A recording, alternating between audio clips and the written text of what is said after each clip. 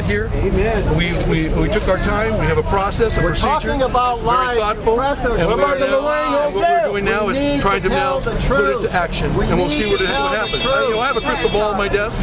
Nothing's been done in years and years and years. Does that mean we just continue with the status quo? Just get it on film, just a little, because everybody's asking, what is this about? Well, my understanding is this initiative, this injunction initiative, is targeting 80 individuals that have multiple convictions within the geographical area that we call Central City East and Skid Row. One of the critical elements is that all of them have given their home address at locations outside of Skid Row.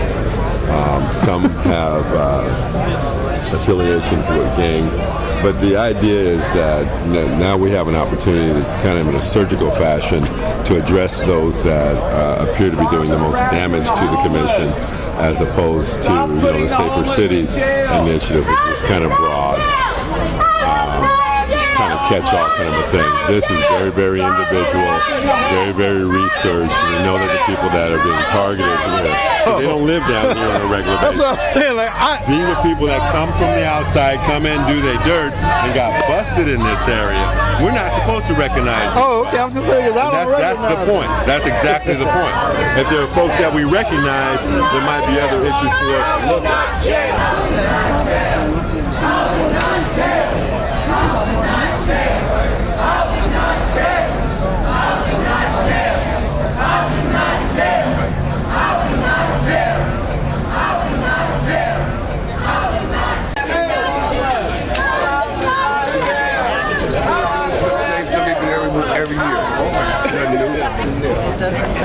Okay, so this is former Captain Chow, now Commander Chow.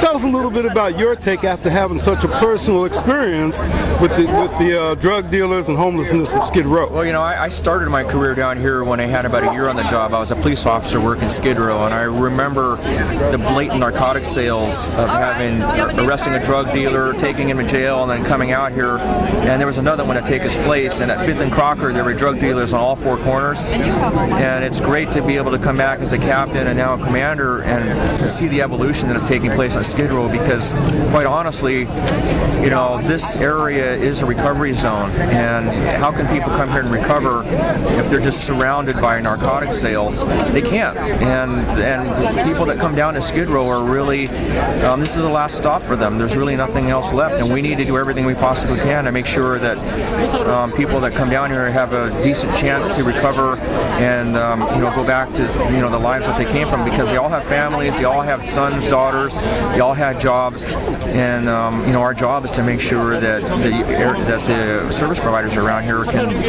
do what they've been tasked to do, and that's help people. You do a lot with city council, so I know there's cameras everywhere. Don't you see them? How come they're not arrested? Well, that's what the injunction is for. The injunction is going to be another tool, because before we had to actually observe somebody selling narcotics or commit a crime. With the injunction, once an individual is served, he can't even be in the area. So the officers will be able to look at an individual and say, hey, he's been served, he's in violation of the court order. Oh. We don't have to watch him sell narcotics. The court has already said, and formed the opinion that. So ultimately, they'll be outlawed from this area. Yes. Get out of that, folks. I better back off that. So that's cleaning up the area severely in terms of cutting down on the anti gangs and drugs. A lot of them talked about they can't come back to Skid Row. Right, so they already know. Right. But what they're doing now, they're going to actually do is called the recovery, the Central City Recovery Initiative.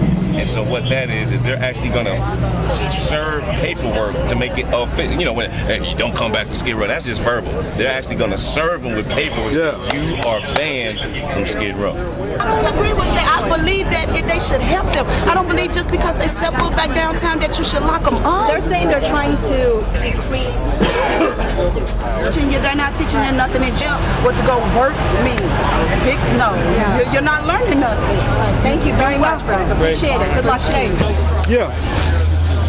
Man, while we're here, Jose Agravide, City Attorney's Office, helped start the Skid Row 303 Street Brawl League. Right here, 2000. That was in 2007. Right now it's 2010, and he's still here. That's right. All right. Take care. Thank you. Thank you. Okay, take care, Bruce. See is the solution here? The solution is, well, let me make it very clear. Law enforcement, the police department is not the answer. It's one small answer.